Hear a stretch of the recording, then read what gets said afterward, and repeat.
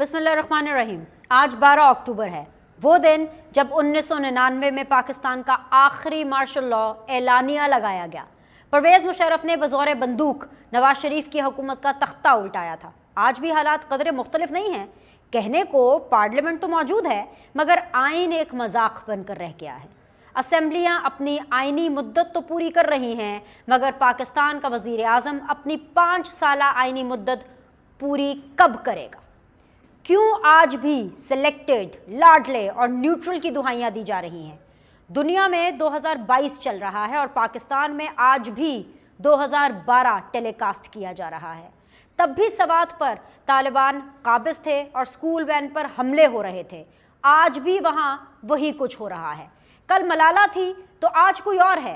तलबा बदल रहे हैं मगर दहशतगर्द वही के वही हैं और स्कूल वैन पर हमले जारी हैं। मलाला बरतानिया चली गई तो उसकी ज़िंदगी संवर गई। पूरा सवात आखिर कहाँ जाएगा? निज़ाम इंसाफ भी दायरे में चल रहा है। हुक्मरानों को इंसाफ फौरी और उनकी दहलीज पर दिया जा रहा है तो आम शहरी को अपना मुकदमा 32 साल लड़ना पड़ता है। जी हाँ, कराची की ही बात है, जहाँ 24 अप्रैल सन 1990 को किसी शकील को पुलिस ने उठाया और मार मार कर उसकी जान ही ले ली। मकतूल शकील का बाप अदालतों में दर बदर फिरता रहा और आज, जी हाँ, आज 12 अक्टूबर सन 2022 को ठीक 32 साल के बाद उसे इंसाफ के नाम पर 2 करोड़ रकम की अदायगी कर दी गई। मगर अशराफिया के लिए अदालतें आधी रात को भी खुल रही हैं। ऑपोजिशन में हो तो अरबों रुपए की मनी लॉन्ड्रिंग के इल्ज़ाम में यही निज़ाम गिरफ्तार कराता है और फिर पाबंदे सलासर रखा जाता है। मगर हुकूमत में आते ही इंसाफ की देवी आंखें मूंद लेती है और मुल्क के वज़ीर आज़म शहबाज शरीफ को बेटे समेत 16 अरब रुपए की मनी लॉन्ड्रिंग इल्ज़ामात से बरी कर देती है। यही मिसाल इमरान खान की भी है, जिनके खिलाफ एक और मुकदमा दर्ज होता है तो पूरा निज़ाम इंसाफ हरकत में आ जाता है और महज 5,000 रुपयों के एवज हिफाजती ज़मानत मंजूर कर ली जाती है। अशराफिया की इस पाकिस्तान में आवाम भी हैरान और परेशान है कि कैसे हुक्मरानों को इंसाफ 32 घंटों में मिल रहा है और गरीब पाकिस्तानियों को 32 साल इंतज़ार करना पड़ता है। बहुत से सवालात हैं, मुझे नहीं मालूम कि इसका जवाब मिलेगा कि नहीं मिलेगा, लेकिन हम सवालात उठाते रहेंगे। आज के पैनलिस्ट मेरे साथ हैं जी, सैयद यावर बुखारी साहब हैं, रहनुमा है पाकिस्तान तहरीक इंसाफ के। अस्सलाम वालेकुम, खुशामदीद। अब से थोड़ी देर में PMLN से हमें शज़ा फातिमा ख्वाजा साहिबा ज्वाइन करेंगी, special assistant to prime minister on youth affairs हैं। जैसे ही उनसे हमारा रब्ता बनता है उनको भी हम आपके रूबरू कराएंगे। यावर बुखारी साहब, आवाज़ आ रही है तो सीधा पहला सवाल मैं आपके सामने रखना चाहूँगी। आज इमरान खान साहब ने एक ऐसी हकीकत से अपने मुंह से खुद से पर्दा उठाया है जिसके बारे में शायद अगर किसी इक्का दुक्का को अभाम होगा तो वो इभाम भी अब ख़त्म हो गया। इमरान खान साहब फरमा रहे हैं कि वो एक पपेट वज़ीर आज़म थे, 3.5 साल जिम्मेदारी उनकी थी मगर हुक्मरानी किसी और की थी। क्या करूँ इस इंकशाफ का मैं? बिस्मिल्लाहिर्रहमानिर्रहीम, अल्लाहुम्मा सल्ली अला मुहम्मद व आले मुहम्मद वाजिल फराजहुम। देखें, जो जहाँ तक बात है इस स्टेटमेंट की, इसमें कोई दो राय है नहीं। ये सच्ची स्टेटमेंट है और बहुत बड़ी बात है कि उन्होंने अपने मुंह से एक बात की जो इस मुल्क के पॉलिटिकल सिस्टम को डिफाइन करती है कि इस्टेब्लिशमेंट आपके साथ मिल के चलती है और इस्टेब्लिशमेंट अपनी मर्जी भी करवाती है। लेकिन एक बात दिमाग में रखें कि दुनिया में चाहे अमेरिका में पेंटागन हो जाए, चाहे रॉयल GHQ हो जाए, चाहे रशिया में हो जाए, पुराने ज़मानों में आप ले लें, फौज के जो सिपाही सालार होते थे वो बादशाह अपनी मर्जी से अपने सबसे ज़्यादा ट्रस्टेड बंदे को सिपाही सालार, और कुदरती बात है जंगजू होना और दलेर होना ज़रूरी होता है। तो इस्टेब्लिशमेंट आपके साथ चलती है। इस्टेब्लिशमेंट कहीं आपका हाथ ज्यादा मरोड़ती है, कहीं पे कम मरोड़ती है, कहीं अपनी मनमानी करती है, कहीं नहीं करती है। ये खान साहब की मेरा ख्याल है कि मैं काफ़ी दफ़ा ये कह चुका हूँ कि पाकिस्तान एक बड़े दिलचस्प दो राय पे खड़ा हुआ है जहाँ पे बहुत सारी चीज़ों की शनाख्त होती जा रही है, बहुत सारी चीज़ें सामने बहुत क्लियरली आ रही हैं और पता लग रहा है कि कौन से इंस्टीट्यूशन क्या क्या करता है और क्या क्या करवाता है और किस तरीके से हुकूमत चलती है यहाँ पे। आप अभी हालिया बाई इलेक्शंस देख लें कि जहाँ पे इतनी चेमगोइयाँ की जा रही थी, इतनी बातें की जा रही थी, जहाँ पे आपके मुख्तलिफ जो ज़राए थे, ख़ुसूसन एजेंसीज़ के, वो कहते थे कि पीटीआई की 5 से ज़्यादा सीटें नहीं होंगी और वो इस चीज़ को इंश्योर किया जा रहा था। लेकिन खुदा के फज़ल करम से जब अवाम आपके साथ हो, तो वहाँ पे चाहे चाहे बड़े से बड़ा बादशाह हो, बड़े से बड़े डिक्टेटर हो, जो मर्ज़ी पसे पर्दा हो, तो उनकी नहीं चलती है। ये अवाम का ज़ोर होता है और हमारी जो फ़ौज है, वो अवामी फ़ौज है। उसको अवाम को फ़ौज से जो मोहब्बत है और जिस तरीके से मिलके चलते हैं, ये एक मिसाल है दुनिया के लिए, बहुत खूबसूरत एक मिसाल है। ये अमेरिका वगैरह में तो आप भी देखते हैं ना कि उनके फौजी जब लैंड करते हैं एयरपोर्ट्स के ऊपर जा रहे होते हैं, लोग खड़े होकर बड़ी इज्जत से देखते हैं। हमारे तो हमेशा से देखते थे। यार भाई, अगर मैं आपकी पूरी बात का अगर मैं निचोड़ निकालूं तो इसका ये मतलब है कि इमरान खान साहब तो कौम से, अवाम से झूठ बोलते रहे, क्योंकि जब वो वजारत उज़्मा के मनसब पर फाइज थे तब वो पता क्या कहते थे, तब तो मतलब अब मैं यही कहूंगी कि शेखिया मारते थे कि उनके पास कितना कंट्रोल है। काशिफ रानी साहब जरा सुनवाइए, इमरान खान साहब जब वजीर आजम थे तब अपने फैसलों के बारे में क्या कहते थे? जो भी फैसला है जिम्मेदार मैं हूं, और मैं जिम्मेदार ऐसे हूं कि ये कोई फैसला मेरे पूछे बगैर नहीं होता। प्लीज एक चीज याद रखें कि ये कोई ऐसी चीज फैसला। यावर भाई, आपने सुना? तब इमरान खान साहब सच बोल रहे थे कि आज सच बोल रहे हैं, या तब इमरान खान साहब झूठ बोल रहे थे कि आज बोल रहे हैं? नहीं बिनिश, तब भी सच बोल रहे थे, आज भी सच बोल रहे हैं। आज बहुत सारी चीजों के ऊपर से पर्दा हटा रहे हैं, लेकिन सच इसलिए बोल रहे थे कि आखिर में जो वजीर आजम होता है वो ही जिम्मेदार होता है हर फैसले का, चाहे उसके ऊपर प्रेशर हो ना हो, जैसे भी हो। एक बात। नंबर 2, देखें, मशावरत के बगैर कुछ नहीं होता। जब अगर मैं चाहूं कि बिनिश आपने इस प्रोग्राम को ऐसे चलाने, आपके प्रोड्यूसर कहें, आपके चैनल के मालकान आपको कहें, तो वहां पे आपके साथ एक डिस्कशन होती है, डिस्कशन मशावरत होती है। आखिरी फैसला तो उन्हीं का होता है कि वो कैसे प्रोग्राम को चलाएं। फिर प्रोग्राम जब चल रहा होता है ऑन एयर, वो फिर आपका फाइनल फैसला होता है कि आप कौन से सवाल करेंगी, कौन से नहीं करेंगी, आप कितना प्रेशर बर्दाश्त करेंगी, कितना नहीं करेंगी। तो ये दोनों बातें सच है और ये अपने अपने वक्त के अंदर ये एक हकीकत है कि होता ही ऐसे है। अभी हम मिनिस्टर्स जब होते हैं, हम अपने डिपार्टमेंट्स को तो चलाते हैं, विजन हम देते हैं, कई दफा हमारा विजन रिलेटेड होता है। ये तो आपने बताया, उस टाइम पर जो ऑपोजिशन लीडर थे वो थे शहबाज शरीफ साहब। शहबाज शरीफ साहब क्या बोलते थे और ये कितना सच बोल रहे हैं, जरा इसके ऊपर भी आप थोड़ी लबकुशाई करें ना, क्योंकि जब आप इतने हकीकत से पर्दा उठा रहे हैं, आप भी और बकौल आपके इमरान खान साहब उठा रहे हैं, तो ये जो आज शहबाज शरीफ साहब का जो मैं आपको शॉर्ट अभी सुनवाने वाली हूँ, इसके ऊपर भी बताइए कि शहबाज शरीफ साहब सच बोल रहे हैं कि झूठ बोल रहे हैं। सुनवाइए जी शहबाज शरीफ साहब। सकता कि आप मेरे साथ कोई और बर्ताव करें, किसी के साथ कोई और बर्ताव करें। एक ऐसा लाडला जिसको दिन रात दूध पिलाया गया, 15 साल इदारे दिन रात उसके लिए वो काम करते थे कि आज हम सोचते हैं तो अकल हैरान होती है। ना किसी को इस तरह की सपोर्ट मिली, ना इस तरह की मदद और सपोर्ट किसी को मिले, ना इस तरह की सपोर्ट किसी को मिली और ना इस तरह की मदद और सपोर्ट किसी को मिलेगी। ये तो मिसाली सपोर्ट थी जिसकी पूरी दुनिया एग्जांपल्स दे रही थी। ये शहबाज शरीफ साहब को किसी ने मिस इन्फॉर्म कर दिया कि वो सच बोल रहे थे? बताइए। नहीं, शहबाज शरीफ साहब एक बुनियादी तौर पे झूठे इंसान है, एक डरपोक इंसान है। वो इसलिए कि वो झूठ इतनी डटाई से बोल रहे हैं। ये मुझे नहीं पता है कि floor of the national assembly पे बोल रहे थे कि अवाम के आगे एक पॉलिटिकल स्टेटमेंट, पार्लियामेंट में खड़े होकर इन लोगों ने जब जाके सजाद शाह साहब को वहां पे सुप्रीम कोर्ट में जब जाके वहां पे हाथापाई की, उनको थप्पड़ लगाए, उनको डंडे दिखाए गए, उनको जिस तरीके से धिक्के दिए गए, रफीक तारड़ साहब जिस तरीके से खुलेआम रिश्वतें देते रहे रिटायर्ड चीफ जस्टिस होके, और अपनी सफेद दाढ़ी को एक सुन्नत रसूल को उन्होंने बिल्कुल एक साइड पे फेंके और रिश्वतें देते रहे, जिस तरीके से इन लोगों ने जहांगीर करामत के साथ किया, जिस तरीके से इन लोगों ने अपना अगले चीफ ऑफ द आर्मी साहब के साथ किया, उससे पिछले जो अपने जंजुआ साहब थे, फिर उसके बाद मुशर्रफ साहब के साथ जो कुछ किया, तो स्टैब्लिशमेंट तो इनको साथ लेके चलती रही। स्टैब्लिशमेंट तो इनको 82 में अपनी गोद में बिठाया, इनको दूध पिलाया, इनको हर चीज के, उस जमाने में जब चीफ मिनिस्टर की बात हो रही थी, उस टाइम पे हमारे अटक से मलक अलियार साहब का नाम आता था और फिर इनका नाम आता था। इनका नाम इसलिए सिलेक्ट किया गया कि ये आपकी मर्जी के बगैर लबकुशाई नहीं करेंगे, उंगली नहीं उठाएंगे, बैठेंगे नहीं, खड़े नहीं होंगे। इनकी सबसे बड़ी जो तारीफ थी कि ये टाउट थे, शरीफ ठीक है यार भाई, अभी मुझे नून लीग को शामिल करने दें। तो ओके, नहीं I got करें your आप, point. लेकिन I got your आप ये point. देखें, आप ये देखें। शजा, अस्सलाम वालेकुम, आवाज आ रही है शजा आपको?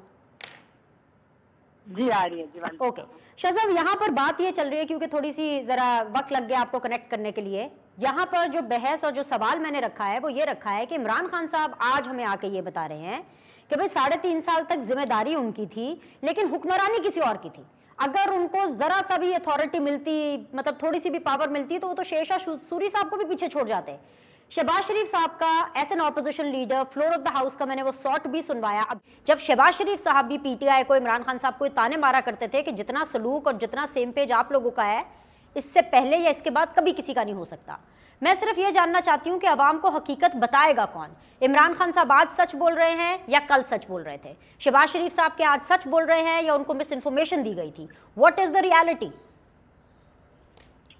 बिस्मिल्लाहिर्रहमानिर्रहीम। देखिए, बात यह है कि सबसे पहले तो मैं मजम्मत करूंगी, जिस तरह से मुझे यावर भाई से ये उम्मीद नहीं थी कि वो इस तरह बात करेंगे कि शहबाज शरीफ साहब झूठे हैं और इस तरह की बहुतान लगाएंगे कि जिनके कोई बेसिस नहीं है। जो चीज़ें प्रूव नहीं हुई होती, हम हमेशा इनोसेंट अंटिल प्रूवन गिल्टी के कॉन्सेप्ट पे जो है वो लॉ चलता है। और बहुतान तराशी का सुन्नत रसूल उनको सफ़ेद दाढ़ी में तो नजर आई, मगर बहुतान लगाना किसी प्रूफ के बगैर वो जितना बड़ा गुनाह है शायद ही कोई हो, अल्लाह ताला जिस तरह मना करते। तो मुझे उम्मीद नहीं थी, लेकिन चले, मेरे ख्याल से सियासत के अंदर जो है वो करना पड़ता है अपनी पोजीशन बनाने के लिए। बात यह है कि जहाँ तक आपने बात की, देखें इमरान खान साहब ये हम तो नहीं बात कर रहे थे। इमरान खान साहब ने कहा कि हम एक पेज पे हैं। इमरान खान साहब ने कहा कि सारे फैसले मैं करता हूँ। इमरान खान साहब ने कहा कि मैं जो बातें करता हूँ ISI सुन रही होती है। इमरान खान साहब ने, मतलब ये सारे बयान तो उन्होंने दिए, और जब गए तो उन्होंने ही फ़ौज के ऊपर इल्ज़ाम लगाया कि मेरे लोगों को फ़ोन करते थे। उन्होंने ही ये सारे इल्ज़ामात लगाए कि न्यूट्रल हैं, तो न्यूट्रल तो जानवर होते हैं। उन्होंने ही मीर सादिक, मीर जाफ़र, और फिर आपने ऑडियो लीक्स में सुना कि कैसे उन्होंने कहा कि लोगों को ये बातें स्पून फीड करें। देखें, अगर झूठा ही कहना है तो इमरान खान साहब तो लीडरशिप का इसको एक अलामत समझते हैं कि यू टर्न लेना चाहिए अपनी बात के ऊपर। 35 पंक्चर हुए तो कह दिया सियासी बयान था।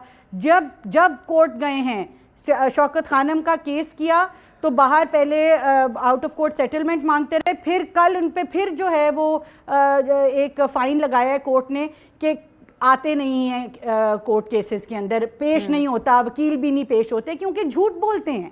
तो झूठ तो ये बोलते हैं, हमारे ऊपर कोई इल्ज़ाम लगाते हैं, हम हत्या की इज्जत का केस करते हैं और वो केस जीत के वापस ला के इनके आगे रखते हैं, इनके मुंह पे मारते हैं।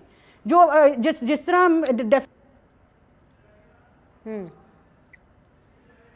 जी उसके ऊपर केसेस करते हैं। अगर हमारे ऊपर वो जो उनका न्यूज ऑन संडे था उसने अगर हमारे पे बात की तो शहबाज शरीफ ने डेफेमेशन केस किया, इनके ऊपर बूटॉन क्रिकेट केस का इल्जाम लगा, जाए जाके डेफेमेशन केस करें, नहीं तो मानने कि झूठ बोलते हैं, लोगों के ज़कात के और सदक़े के पैसे जो हैं वो पार्टी को देते हैं। वहाँ पैसे देने वालों ने कहते हैं, वहाँ पैसे देने वालों ने कह दिया कि हमें नहीं पता था कि पार्टी फंड के अंदर पैसा जा रहा है, हम तो चैरिटी कर रहे थे। तो मिलियंस ऑफ पाउंड जो हैं, वो लाखों पाउंड जो हैं वो पाकिस्तान के अंदर लाए जाते हैं और मनी लॉन्ड्रिंग का आप इल्ज़ाम हमें लगाते हैं। आप लोगों वाहिद बीनिश पाकिस्तान की पार्टी है जो मनी लॉन्ड्र जो कि ये फॉरेन फंडिंग के ऊपर कन्विक्टेड है। इन्होंने 23 अपने पार्टी अकाउंट छुपाए। क्यों छुपाते रहे? क्यों 14 साल प्ली लेते रहे कि हम जो हैं ये मीडिया को ना केस देखने दें, पब्लिक को ना केस देखने दें, ECP में सीक्रेसी की प्लीज़ लेते रहे? पूछें इनसे ये क्यों फॉरेन फंडिंग केस में प्लीज़ लेते रहे? क्या छुपाने को था? अगर नहीं छुपाने को था तो फिर प्लीज़ क्यों लेते रहे? क्यों डिले करते रहे? क्यों स्टेज लेते रहे? और आज बताएं, इन्होंने हमारे ऊपर इम्पोर्टेड हुकूमत का एक पूरा, आखिरी बात करने दें, इम्पोर्टेड हुकूमत का इन्होंने हमारे ऊपर एक पूरा नैरेटिव क्रिएट किया। वैसे तो ऑडियो लीक्स ने वो भांडा ऐसा फोड़ा, अल्लाह ताला भी देख रहे होते हैं और इंसाफ करने वाले हैं यकीनन, लेकिन इम्पोर्टेड हुकूमत अगर कोई थी तो वो इमरान खान था। जिसने फॉरेन फंडिंग के ज़रिए उसमें कहा किसकी हिंदुस्तान से लेके किस की फंडिंग नहीं थी उन केसेस के अंदर जिनसे ये फंडिंग लेके जो है ये हुकूमत में आए। हंस के जो है वो शर्मिंदगी छुपाना आसान काम है। जब कोर्टों में जाते हैं आपके खिलाफ कन्विक्शंस आती हैं तब तो किसी को हंसी नहीं आती, फिर आके जो है अच्छा इनके खिलाफ अगर चीफ जस्टिस ने दिया फैसला कि ये आइन शिकन है, इनके सदर से लेके वजीर आजम से लेके डिप्टी स्पीकर तक, तो चीफ जस्टिस की बेटी तक को घसीट लाए, उसको गालियां देते रहे, और जब वो अपनी फेवर में आता रहा तो माशाल्लाह तारीफें करते रहे। और अब जो देखिए ये एक चीज ऐड कर लें के लिए जिस तरह ये हिटलर की तरह जिस तरह ये ओथ ले रहे हैं, शहबाज शरीफ बरी, प्राइम मिनिस्टर बरी, ये एक और ताना आपको इमरान खान साहब देंगे जलसों के अंदर खड़े होकर के बहैसियत वजीर आजम अपनी मां तहत इदारे से बरियत लेना। ये आपने एक नया बयानिया जो है इमरान खान साहब को दे दिया। मुझे ब्रेक लेनी है, यहीं से मैं दोबारा आपके साथ जुड़ूंगी। एक छोटा सा ब्रेक के बाद वापस आएंगे। यावर बुखारी साहब and of course Shahza Fatima Khwaja साहिबा मेरे साथ बनी रहेंगी। Will be back shortly.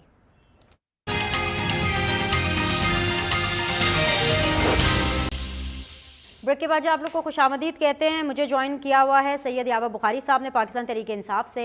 शहज़ा Fatima Khwaja साहिबा हुकूमत का PMLN का मौक़िफ़ दे रही हैं, special assistant to prime minister on youth affairs हैं। लेकिन आज बड़ी मज़ेदार सी चीज़ हुई है, वो ये हुई है कि मैंने ब्रेक ली और ब्रेक के अंदर मुझे अता तारड़ साहब का फ़ोन आया और अता तारड़ साहब को कुछ बात यावर बुखारी साहब की पसंद नहीं आई, वो एक एक्सप्लेनेशन देना चाहते हैं। शज़ा मेरे साथ बिल्कुल शो में नून लीग का मौक़िफ़ पेश करेंगी। यावर भाई क्या बातें आप कर रहे हैं, दो बंदे नून लीग के आपका डिफेंड करने के लिए आए हैं, आपकी बातों का कौन सी खतरनाक बातें आप कर रहे हैं। Atta you just have 1 or 2 minutes for your personal explanation, please बात कर लीजिए। शुक्रिया जी। On a point of personal explanation मैं ये बात करने आया हूँ कि मेरे दादा फौत हुए 7 मार्च इस साल और उनका एक अनब्लेमिश्ड करियर था।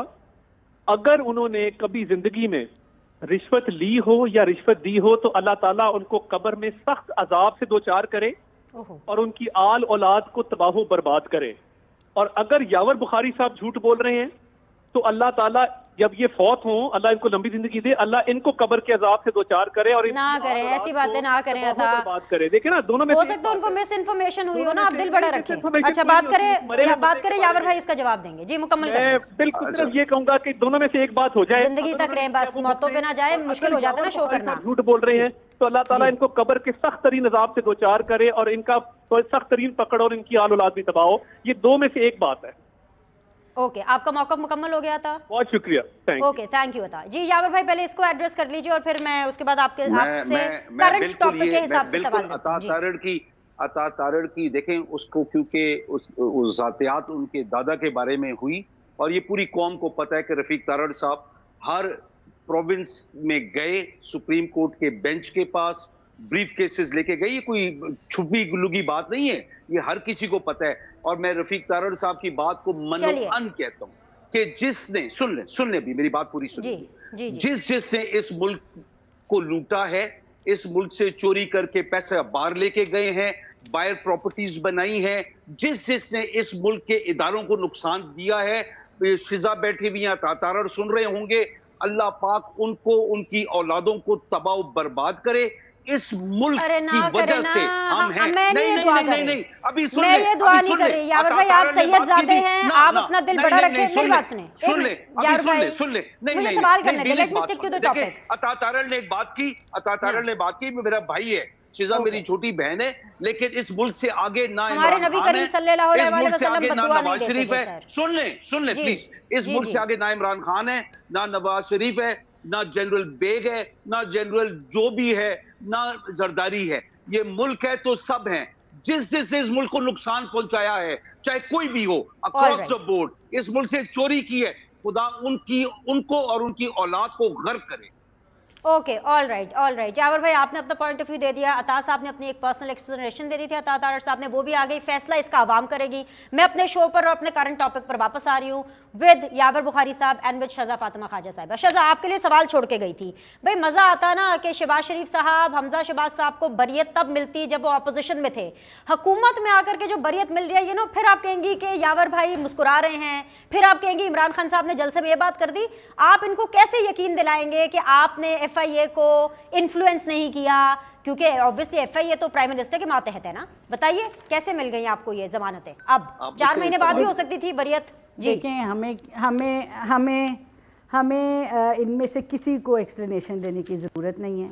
ये इन सबको पता है कि इन्होंने झूठे मुकदमे किए हुए हैं। देखें, इन्होंने ये जब से नवाज शरीफ साहब वाला एक मामला शुरू हुआ है, जब से वो वज़ीर आज़म के तौर पे पेशियाँ भुगत रहे हैं, उसके बाद नवाज शरीफ भी ने ऐसा बंदा था जिसका पनामा केसेस में नाम ही नहीं था। 350 बंदा जिसका नाम था, उनमें से किसी एक पे कार्रवाई नहीं हुई। जिसका नाम नहीं था उस पे पनामा का केस इन्होंने चल गया। अब वो चला, उसके बाद जब उनको ओहदे से हटाया अपने बेटे से पैसे ना लेने की वजह से मैं रिपीट करूँगी, तो वो चले गए। उसके बाद उनके जज ने जिस तरह से माजरत की, प्रेशर का उसने जो है वो एतराफ़ किया, उसके बाद जिस तरह वो बरतरफ हुए, उनकी भी सारा कुछ जो है वो सस्पेंडेड है। मरीम नवाज साहिबा का केस, आप अगर, वो तो अकाउंटेबिलिटी हाई कोर्ट्स है ना, आप जाके सुनती हैं वो केस, वो कहते हैं जी जब नवाज शरीफ का ही केस नहीं था तो अबेटमेंट का केस कैसे बना? वो बाइज्जत बरी हुई, एहसन इकबाल साहब बाइज्जत बरी हुए। आज तक देखिए इनकी हुकूमत 4 साल रही। ये जिस सेंट्रल जज ने ये केस का फैसला दिया है, इसको जज को शहजाद अकबर साहब ने ये केस दिया था। जो चलान हुआ था वो इमरान खान के टाइम पे हुआ था चलान। ये केसेस वो तब से लड़ रहे हैं। इनके जो आप कह लें जो इनके सबूत हैं वो तब से इकट्ठे कर रहे हैं, तब से आर्ग्यूमेंट्स चल रहे हैं। ये तो फाइनल स्टेजेस पे थे। आपको क्या लगता है ये 2 महीने के अंदर पूरा केस हुआ है? जेलों में काट के आए हैं, जेलों में रह के आए हैं। अकाउंटेबिलिटी, पहले तो इनसे हमारे ऊपर रेफरेंस ही नहीं बनते, इल्ज़ाम ही नहीं बनता था और जेल में डाल देते थे नैब के साथ गठजोड़ करके। अल्लाह अल्लाह करके इल्ज़ाम जब लगा पाते थे तो साथ ही बरियत हो जाती थी, क्योंकि एक आने का सबूत किसी एक पीएमएलएन के बंदे पे ये एक आने का सबूत नहीं कर सके अभी तक साबित। 4 साल हुकूमत में रह गए। इनके पास ऑडिटर जनरल से लेके, एफआईए से लेके, एंटी करप्शन से लेके नैब तक जो है वो इनके पास थी। उसके चेयरमैन को भी ये ब्लैकमेल करते रहे। किस तरह इन्होंने बशीर मेमन को उठाया, किस तरह इन्होंने ये सारे काम किए, आज सारे सामने आ रहे हैं। तो इनके पास तमाम हर चीज का सबूत था। अगर कोई कन्विक्शन हुई तो इमरान खान की हुई, और इमरान खान की कन्विक्शन हुई फॉरेन फंडिंग केस के अंदर। और अगर किसी ने एफआईए का केस, हम तो बरी हुए हैं ना, अगर किसी ने एफआईए के केस बंद किए हैं तो वो इन्होंने पंजाब के अंदर फरागोगी के ऊपर के केस बंद किए हैं। पूछे इनको क्यों इतनी तलब थी पंजाब गवर्नमेंट की, और आते ही इन्होंने पहला काम क्या किया है? किधर है केस फरा का इस वक्त जो पंजाब गवर्नमेंट करके गई थी? ठीक है, क्या इन्होंने बंद नहीं करवाया? जवाब लेते हैं। सुन ले यावर भाई को, सुन ले यावर भाई, ये क्या हो गया भाई? जब आप लोग हुकूमत में थे, हर इम्कान हत्तल इम्कान कोशिश की है शहबाज शरीफ साहब को, अपनी तमाम की तमाम ऑपोजिशन को दीवार से लगाने की। शहजाद अकबर साहब was so active. Shahzad Akbar साहब belong to you, Shahzad Akbar साहब बिलोंग टू पाकिस्तान तहरीक इंसाफ। अब आज ये क्या हो गया? कैसे बरियत हो गई? देखें, पहले तो जो वो अमवात हुई हैं इन्वेस्टिगेटिंग ऑफिसर की, और वो जो बंदे जिनके अकाउंट्स में पैसे आए, उनको जिस तरीके से हार्ट अटैक हुआ, जिस तरीके से उनके जनाजे खामोशी से करवाए गए, जो कुछ हुआ, ये अल्लाह को पता है कि किसने। अभी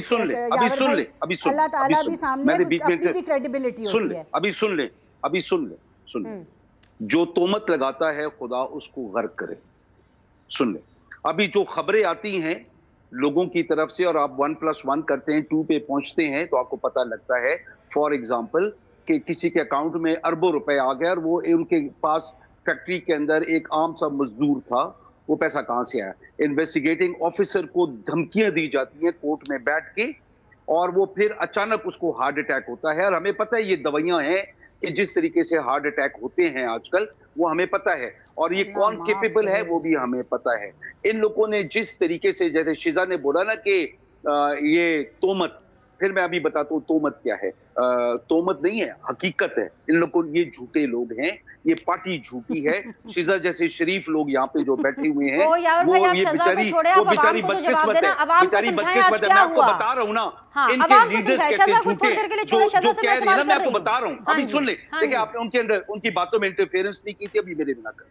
अभी देखिए, मुझे टाइम पूरा आप देंगे। इनकी जो झूठी लाडो रानी है, वो कहती है कि मेरा बरतानिया में क्या, पाकिस्तान में भी कुछ नहीं है, और बेनिफिशियरी है एवनफील्ड की, वो लाडो रानी जिसका नाम मरियम सफदर है, और वो अभी गई हुई है, ये चैम्प्सफील्ड में एक नया मकान खरीद रहे हैं। यहां से एवनफील्ड से क्यों मूव कर रहे हैं? कि यहां पे लोग आके खड़े हो जाते हैं और इनको चोर कहते हैं, डाकू कहते हैं, पाकिस्तान को लुटेरे, पाकिस्तान के लुटेरे कहते हैं, ठीक है ना जी। कि मरियम अभी नवाज सुन ले, साहिबा इस बातें सुन ले, वक्त प्लीज बातें बरतानिया सुन में ले। प्रॉपर्टी खरीद रही है। नहीं नहीं सर, मैं ये ब्रेकिंग न्यूज है। बातें नहीं सुनेंगी। देखिए आपने उनको खुली इजाजत दी ना, अभी मुझे खुली इजाजत दे। वो इसलिए दो सर थे, कह अभी रही मैं अकेला हूँ हूं। क्योंकि मैं नहीं यावर भाई एक मिनट, मैं आप ही के साथ हूँ, मैं अभी शजा की तरफ नहीं जा रही हूँ, मैं आप ही की बात सुन रही हूँ। मैं इसलिए कह रही हूँ आप मेरे लिए बहुत काबिल एहतराम है, और आपने जैसे कहा कि तोहमत लगाना अच्छी बात नहीं होती, मैं ये एज्यूम कर रही हूँ कि आपके पास इस ब्रेकिंग न्यूज़ का भी सबूत होगा और जो शहबाज शरीफ साहब के जितने केसेस है उसका भी सबूत होगा। आप कोर्ट जाइए, कोर्ट आपकी बात सुन रही है, इस्लामाबाद हाई कोर्ट तो बहुत ही ज्यादा आपकी बात सुन रही है। Go and take them to court, आधी रात को आपके लिए कोर्ट्स खुल जाती हैं। यहाँ बैठ के शजा से बहस करने से कुछ नहीं होगा, टेक देम टू कोर्ट। मैं आपको सही बता रही हूँ। नहीं, मैं आवाम को बता रहा हूँ ना, जरूर आवाम को बताइए। क्लियर होना चाहिए। बताइए। आधी रात कोर्ट हमारे लिए नहीं खुला था, हमारे लिए कोर्ट आधी रात को नहीं खुला था। ये बड़ा मैं क्लियर बता दूं। हम लोग हाई कोर्ट गए थे लाहौर के, जब वहां पे सर मसला सुप्रीम बना था, कोर्ट जब रजिस्ट्री ने आधी रात को आपकी दरखास्त नहीं ली थी। सुन ले, ओवरटर्न जब किया था इस्लामाबाद हाई कोर्ट आधी रात को नहीं खुला था। हमजा ने हलफ लेना था, हमजा दरखास्त ले ली थी, लेकिन वहां पे तो बेंच आके बैठ गया था। बाकी आपका जो दिल इन करता लोगों ने है हाई कोर्ट के दरवाजे गेट बंद रखे और उन्हें हमें कहा लाहौर में कि आपके यहाँ पे एंट्री नहीं है, हमें इजाजत नहीं है गेट खोलने की। अच्छा। तो ये हुआ था हकीकत। अभी सुन ले बात, देखें ये लोग इसलिए झूठे हैं कि ये जाके शिजा अपनी लीडरशिप को जाके कहे कि फोर्ब्स मैगजीन को सू करें कि जिन्होंने बोला है कि नवाज शरीफ 30 अरब डॉलर से ज्यादा के मालिक है और उनकी प्रॉपर्टीज फलां जगह पे हैं, और शहबाज शरीफ 27 अरब डॉलर के मालिक है और जरदारी 28 अरब डॉलर का मालिक है। और उसके अंदर उनने बताया कि इन लोगों ने कैसे इस्लामाबाद लाहौर मोटरवे में 160 मिलियन डॉलर कमाया, रिश्वत ली, किकबैक्स, बकायदा बुक्स में लिखा हुआ है। भाई जाके सू कर लेना, हमें बताएं कि हम लोगों को जो इंफॉर्मेशन है वो झूठी है।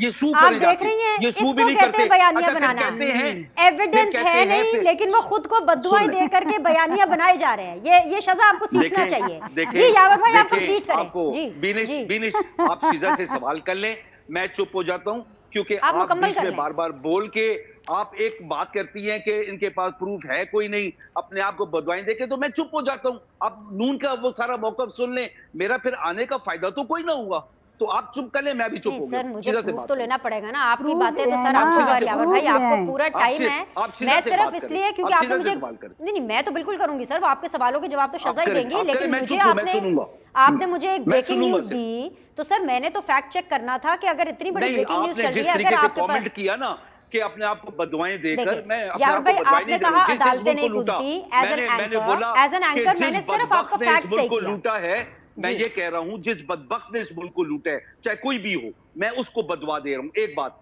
नंबर 2, आप अभी उनसे सवाल करें, क्योंकि आप मुझे इंटरप्ट कर रही हैं, तो आप उनसे सवाल करें। मैं तो उस टाइम पे इंटरप्ट नहीं कर रहा था, मैं खामोश था, तो उनसे सवाल कर लें, उनका मौकफ ले लें। अगर आपका दिल चाह तो फिर अनइंटरप्टेड मुझे भी स्पेस दे दें।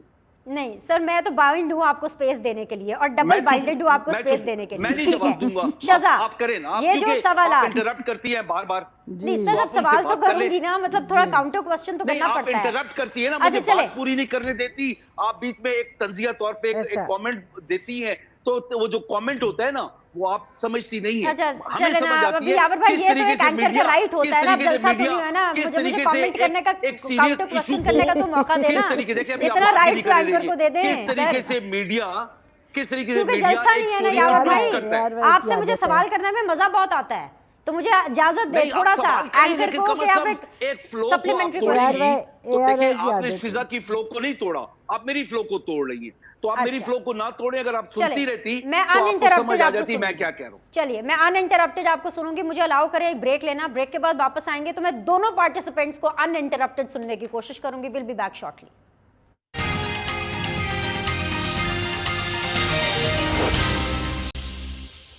वेलकम बैक जी। वेरी ऑनरेबल यावर बुखारी साहब, शजा फातिमा ख्वाजा साहब मेरे साथ मौजूद है। शजा ज़रा थोड़ी देर और वेट करें, मैं यावर भाई की जो नाराज़गी है ना वो नहीं मोल ले सकती। एक तो पीटीआई को नाराज़ नहीं करना, दूसरा यावर भाई को तो बिल्कुल नहीं करना। यावर भाई 2 मिनट अनइंटरप्टेड मैं आपको सुनूंगी, ताकि एक दफ़ा इकट्ठे सारे शजा जवाब दे दे। यावर भाई, मतलब आपका एज वाइज, पॉलिटिकल आपका जो करियर है, उस हवाले से एक एक्सपीरियंस वाइज भी, इसे कहते हैं कि वक्त ऐसे बदलता है। एक वो वक्त था जब इमरान खान साहब प्राइम मिनिस्टर हाउस में हुआ करते थे और शहबाज शरीफ साहब अदालतों में धक्के खा रहे होते थे। आज शहबाज शरीफ साहब प्राइम मिनिस्टर हाउस में हैं, अपना आज का वो फैसला भी सुनने नहीं गए क्योंकि उनकी कुछ सरकारी मसरूफियात थी, लेकिन इमरान खान साहब को सिर्फ और सिर्फ आज बेल मिलती है और शहबाज शरीफ साहब को बरियत मिलती है। ये वक्त का पहिया है। एम आई राइट सर? नहीं, बिल्कुल आपकी बात दुरुस्त है। देखें, मौला अली अलैहिस्सलाम का एक फरमान है कि कुफ्र का निज़ाम तो चल सकता है, बगैर अदल के निज़ाम नहीं चल सकता। आपके अदल का निज़ाम जो इस वक्त है दुनिया में 138वें नंबर पे, 138 के ऊपर। देखें, इसको मुल्क के अंदर जो सबसे ज्यादा जरूरत है, हमारे अदालती निज़ाम को बिल्कुल शफाफ होने की जरूरत है। इमरान खान अगर खुदा ना खास्ता मुजरिम है, कोई और खुदा ना खास्ता मुजरिम है, तो उनको सजा मिलनी चाहिए, इसमें कोई मुझे दो राय नहीं है। देखिए, अदल के खिलाफ जो भी होगा वो इंसान नहीं होगा, वो जानवर होगा। लेकिन जहां पे बात शिजा ने की कि ऐसे और ऐसे और ऐसे और तोमत, हम तोमत नहीं लगाते, ये इन लोगों ने खुद इतराफ किए कि अल्हम्दुलिल्लाह एवनफील्ड अपार्टमेंट्स हमारे हैं और उसके अंदर बेनिफिशरी मरियम नवाज है, इन्हें खुद किए। सिर्फ प्रॉब्लम क्या है कि उस पैसे का सबूत नहीं देते कि कहां से आया। एक कहता है कि मेरा बाप बहुत गरीब था, दूसरी कहती है मेरे दादा बहुत अमीर थे। ये भी वो बिल्कुल एक दूसरे के खिलाफ बातें चल रही है ना। जहां पे बात कहते हैं कि खान साहब के फलान चीज में करप्शन फलान, मुझे वो जो फरा बीबी है उसके ऊपर जो इल्जाम लगाए वो इन्होंने लगाए, जाएं फेडरल गवर्नमेंट इनके पास है, नैब के पास ले जाएं, उसके खिलाफ FIA में इन्वेस्टिगेशन करवा लें। FIA तो हर हुकूमत के, देखें प्रॉब्लम क्या हुआ है, पिछले 50 साल से लोगों की हुकूमत है, या पीपल्स पार्टी की या नून की। अगर बीच में कुछ अरसा फौज आई तो उसके अलावा इन्हीं की हुकूमत रही। मुझे बता दें कि कौन सा इदारा आपका मेरिट पे काम करता है, चाहे पुलिस ले लें, FIA ले लें, आप नैब ले लें, कोई भी इदारा ले लें, कोई मेरिट पे काम नहीं करता। सब पैसा लेते हैं या किसी ऊंचे अफसर की या अपने प्राइम मिनिस्टर की या चीफ मिनिस्टर की बातें सुन के काम करते।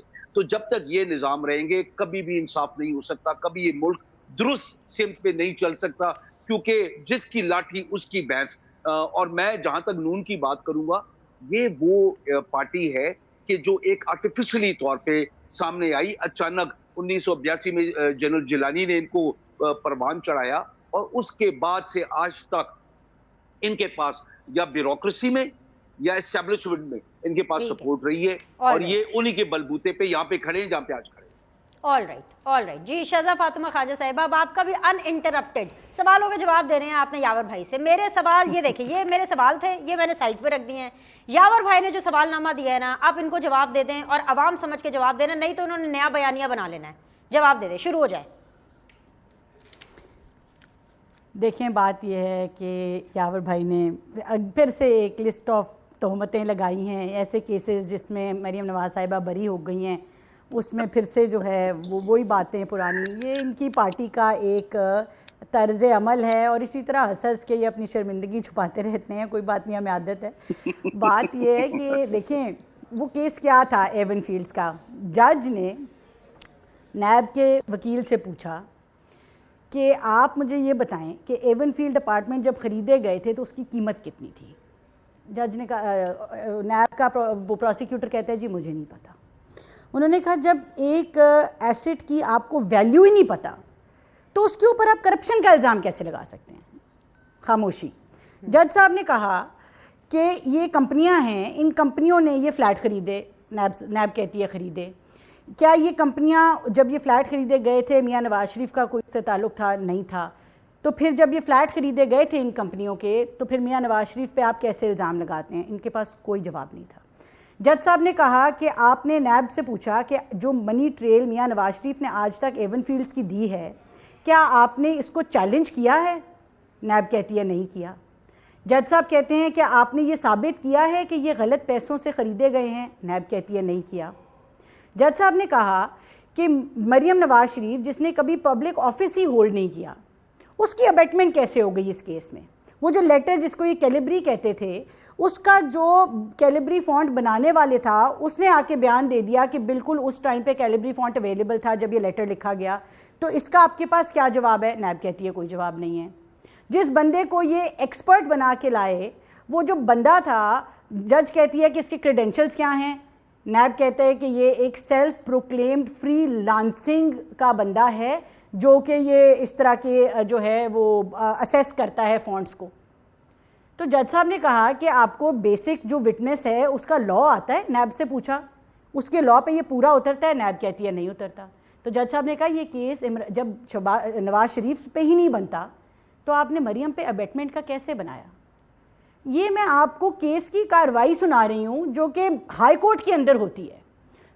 यावर बुखारी साहब को खुली दावत है, केस आके सुना तो करें। ये लोग ना सुनते हैं, ना पढ़ते हैं, ना लिखते हैं।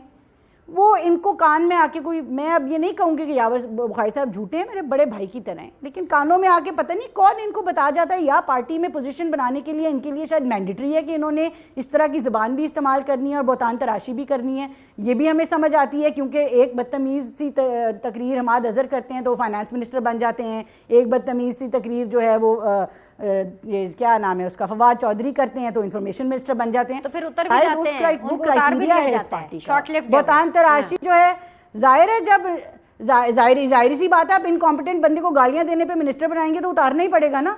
लेकिन उसका पे कौन करता है? मुल्क करता है। मुल्क डुबो दिया, मईशत डुबो दी, फिर मुल्क पे करता है ना कि जब आप इन बेसिस के ऊपर लोगों को मिनिस्टर बनाते हैं तो ये देखिए, मैं सामने पूरा केस आपके प्रेजेंट कर दिया है। मैं यावर बुखारी साहब को चैलेंज करती हूँ, एक सबूत ला दें। देखें, मरियम नवाज शरीफ ने कहा मेरी लंदन तो क्या पाकिस्तान में भी कोई प्रॉपर्टी नहीं है। जिस टाइम पे मरियम नवाज शरीफ का ये बयान आया, मैं आज हल्फन कहती हूँ कि उसकी ना वहाँ प्रॉपर्टी थी ना यहाँ प्रॉपर्टी थी। यावर बुखारी साहब ले आए ना, प्रूफ ले आए, आपके शो पे ले आए, कल ले आए, परसों ले आए, महीने बाद ले आए, अगले साल ले आए, मैं फिर भी मान जाऊंगी। मरियम नवाज शरीफ की कोई प्रॉपर्टी नहीं थी। देखिए, वो उनकी फैमिली का इंटरनल एक ट्रस्ट डीड था। आज अगर मैं अपनी फैमिली में ट्रस्ट डीड साइन करती हूँ कि मेरा भाई, मैं मर जाऊं तो मेरा भाई मेरा बेनिफिशियरी होगा, तो वो मेरा फैमिली का इंटरनल मामला है। इसका ये तो नहीं मतलब कि मेरे भाई के पास एसेट्स हैं वो खरीद रहा है। आज बिल्कुल मरियम नवाज ने उसके बाद बिल्कुल अपनी खरीदी होंगी, उसके बाद प्रॉपर्टीज उन्होंने जरूर खरीदी होंगी। जिस टाइम के ऊपर मरियम ने ये बयान दिया, मैं यावर भाई को चैलेंज करती हूँ, हंसे बगैर, मजाक किए बगैर, संजीदगी से कौम के सामने आके सच्चाई के साथ एक सबूत रख दें। देखें, इनका ये हमें झूठा कहते हैं, ये हमें झूठा कहते हैं, हमें कहते हैं हम झूठ बोलते हैं, बहुतान तराशी करते हैं। खुदा का वास्ता है, इनका जो लीडर है उसका काम, वो अपने मुंह से कहता है यू टर्न लेना जो है वो लीडरशिप की क्वालिटी है। एक ऐसा बंदा, एक ऐसा इंसान जो इस तरह की बातें नेशनल टीवी पे करता हो, आप मतलब, और उसके आप आगे जितने सर से लेके पांव तक, देखिए हमने अपने आप को नेशनल क्राइम एजेंसी यूके से लेके हमने यहाँ की अदालतों तक अपने आप को क्लैरिफाई किया है। एक बंदे ने अपने सारे सबूत, इन्होंने तो एक आखिरी बात सवाल मेरा यावर भाई से, एक और सवाल है, आखिरी सवाल यावर भाई से, वो ये है कि 2013 में इनकी हुकूमत आई, केपीके के अंदर, केपीके में इनकी हुकूमत आई, इन्होंने आते ही नैब को ताला लगाया, एहतसाब कमीशन बनाया, उसके दोनों चेयरमैन रिजाइन करके चले गए कि इमरान खान जो है वो पॉलिटिकल इंटरफेरेंस करता है अकाउंटेबिलिटी में। वो नैब, इन्होंने अपने सूबे में नैब को बंद कर दिया। ऐसी पार्टी जिसने नैब को बंद कर दिया, ये पीएमएलएन वर्सेस पीटीआई पता नहीं कब तक चलेगा। 2023 के इंतखाब में भी यही चलेगा, हमारे शोज भी ऐसे ही चलते रहेंगे। आज के लिए इतना ही। दोनों मेहमानों को बहुत बहुत शुक्रिया। इंशाल्लाह ताला आपसे अगले हफ्ते मुलाकात करेंगे। अल्लाह हाफिज।